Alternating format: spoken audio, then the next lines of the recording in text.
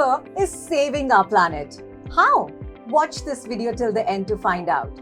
You know, there are too many untruths about paper that puts it in a bad light. It's time to dispel those. In this video, I'm going to talk about 3 most popular myths about paper. Stay with me. First myth. Around 35% of trees globally are cut annually to make paper, leading to forest depletion. The claim is a gross overestimation. Trees are cut around the world for purposes beyond paper production. Out of the total wood production in India, 3 to 3.5% is used by pulp and paper sector, 7 to 8.5% by plywood and sawnwood, and the remaining 88 to 90% is used as fuel wood. So, the paper industry uses only 3% of the total wood derived by cutting trees.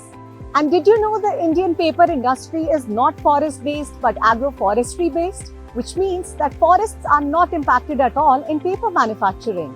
Farmers grow trees which are called trees outside forests, TOFs, as any other crop, and their harvest is sold to paper mills, apart from other industries.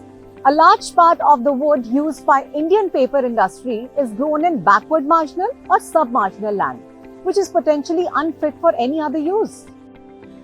Myth number 2. Globally, 1 crore trees are cut every year for hygiene tissue paper production. Before I bust this particular myth, let me tell you, using paper tissues can potentially save lives. Post-COVID, we all know the importance of tissues. It was a standard practice by so many food joints and hotels to use the same cleaning cloth too many times to clean tables. And by the time it reached our table, it had accumulated so many germs already that you do not want to know. But not anymore. With increased focus on hygiene, now the hospitality industry too has started using single-use hygiene tissue papers. Even homemakers today are shifting from cloth to tissue paper for cleaning the kitchens.